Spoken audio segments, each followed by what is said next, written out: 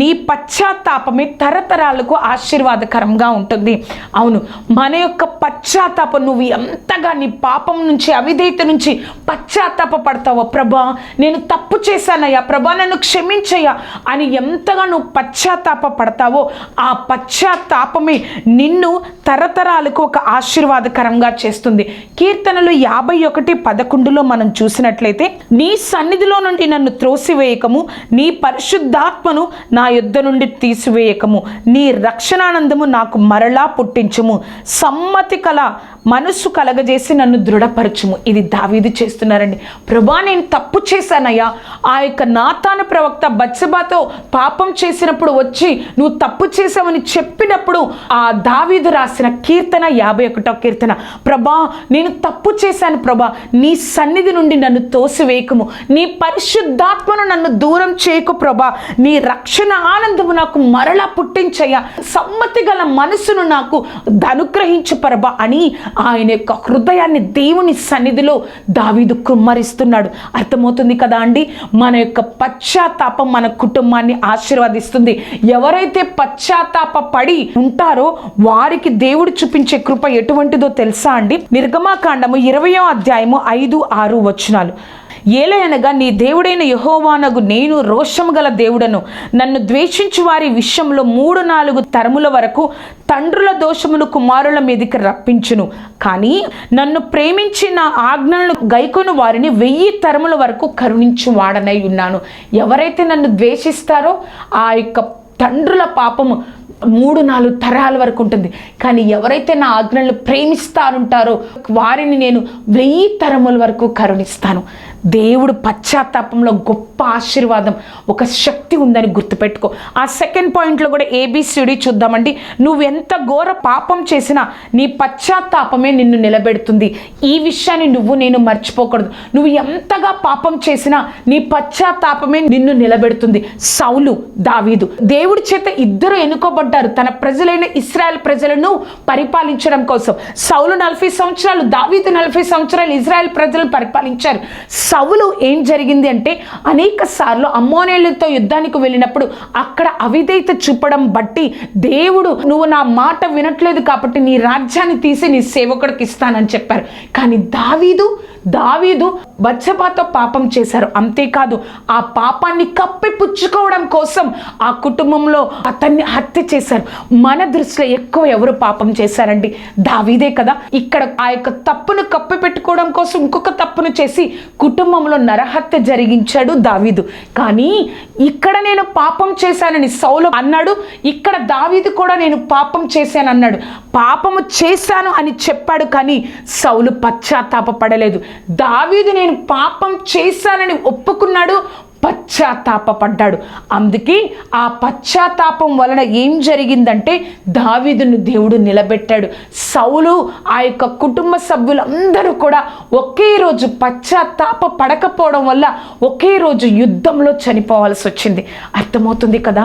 నీ యొక్క పశ్చాత్తాపమే నిన్ను నిలబెడుతుంది. నువ్వు ఎంత ఘోర పాపము చేసినా, సౌలు ఘోరమైన పాపం చేయలేదు, కానీ దావీదు సౌలు కంటే ఘోరమైన పాపం చేశాడు. తన యొక్క పశ్చాత్తాపమే దావీదును నిలబెట్టింది. సెకండ్ పాయింట్లో B చూసినట్లయితే, దేవుడు నీ పాపాన్ని తెలియచేసినప్పుడు ఒప్పుకోవడానికి సిద్ధంగా ఉండాలి కదా. దేవుడు నీకు అనేక సార్లు వాక్యాన్ని ద్వారా, ప్రార్థనలో, దైవజనుల ద్వారా నీ పాపాన్ని తెలియచేస్తూ ఉంటారు. ఆ పాపాన్ని నువ్వు తెలియచేస్తూ ఉన్నప్పుడు నువ్వు ఒప్పుకోవాలి.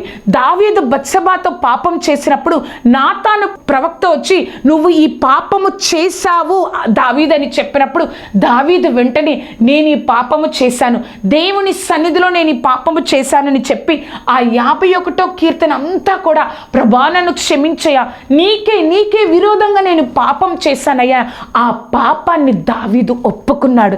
మనం ఏం చేస్తామో తెలుసా? ఈ పాపం ఎవరికి తెలియదు కదా, నాకే తెలుసు కదా, నాకు దేవుడు చెప్తున్నాడు, నేను తర్వాత ఒప్పుకుంటానులే, నేను తర్వాత మార్చుతానులే. ఆ పాపము వల్ల నువ్వు ఇబ్బంది పడుతున్నావని నీకు అర్థమవుతుంది. ఆ పాపం వల్ల నువ్వు అనేకమైన ఆశీర్వాదాలు పోగొట్టుకుంటున్నావని నీకు అర్థమవుతుంది. అయినా కూడా ఆ పాపాన్ని ఒప్పుకొని విడిచిపెట్టలేని స్థితిలో నువ్వు నేను ఉన్నామని, అందుకే దేవుడు ఈరోజు ఈ వాక్యం ద్వారా మనతో మాట్లాడుతున్నారు.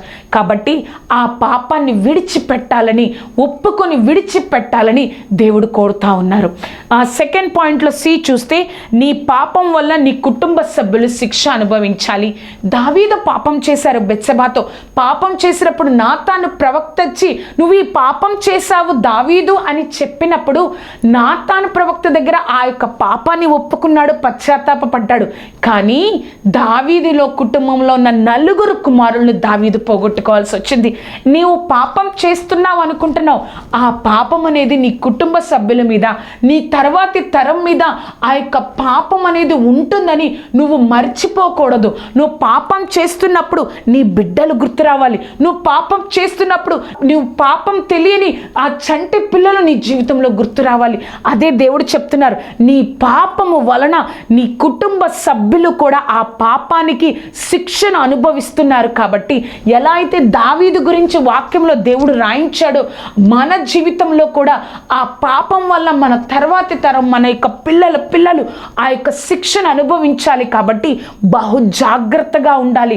పాపం చేస్తున్నప్పుడు అయ్యో దేవుడు నన్ను చూస్తున్నాడు, ఆ శిక్ష అనేది ఈ లోకంలోనే అనుభవించాలి అన్న జ్ఞానము మనం కలిగి ఉండాలి. ఆ యొక్క సెకండ్ పాయింట్లో డి చూసినట్లయితే, నువ్వు పశ్చాత్తాపడితే నీ నిమిత్తం దేవుడు కుటుంబాన్ని ఆశీర్వదిస్తారు. దావీదు బత్షెబాతో పాపం చేసినప్పుడు అయ్యో నువ్వు ఈ పాపాన్ని చేశావని నాతాను ప్రవక్త ఎత్తి చూపించినప్పుడు దావీదు ఒప్పుకొని పశ్చాత్తాపడ్డాడు. తరువాత దావీదు చనిపోయిన తర్వాత తన యొక్క కుమారుడైన సొలొమోను రాజుగా అవుతారు. సొలొమోను కూడా ఎంతో జ్ఞానవంతుడిగా ఉండి మందిరాన్ని కట్టించి అంతా మనకు తెలుసు. కానీ సొలొమోను తన యొక్క వృద్ధాప్యంలో తన యొక్క భార్యల వల్ల లోకం వైపు, విగ్రహారాధన వైపు తిరిగినప్పుడు దేవుడు 2 సార్లు సొలొమోనుకి ప్రత్యక్షమై చెప్పినా కూడా సొలొమోను వినకపోవడం వల్ల దేవుడు నీ దగ్గర నుంచి గోత్రాలను తీసేసి 10 గోత్రాలను తీసేసి నీ యొక్క సేవకుడికి ఇస్తాను. కానీ దావీదు నిమిత్తం 1 రాజుల 11వ అధ్యాయం 13వ వచనంలో, నీ నిమిత్తం, దావీదు నిమిత్తం నేను చేసిన నిబంధన బట్టి నీ యొక్క కుమారుడికి ఒక్క గోత్రాన్ని నేను నీకు అనుగ్రహిస్తానని చెప్పారు. చూసారా, అప్పుడు దావీదు చేసిన పశ్చాత్తాప ప్రార్థన, దావీదు పడిన హృదయ కృమ్మరింపు, ఆ పశ్చాత్తాపం వల్లే ఆ తన నిమిత్తం, నీ నిమిత్తం కాదు, దావీదు నిమిత్తం, నీ తండ్రి అయిన దావీదు నిమిత్తము నేను నీ ఒక్క గోత్రాన్ని నీ కుమారుడికి అనుగ్రహిస్తానని దేవుడు సొలొమోనుతో మాట్లాడారు. చూసారా, నువ్వు పశ్చాత్తాప పడితే నీ నిమిత్తం నీ కుటుంబం ఆశీర్వదింపబడుతుంది కూడా.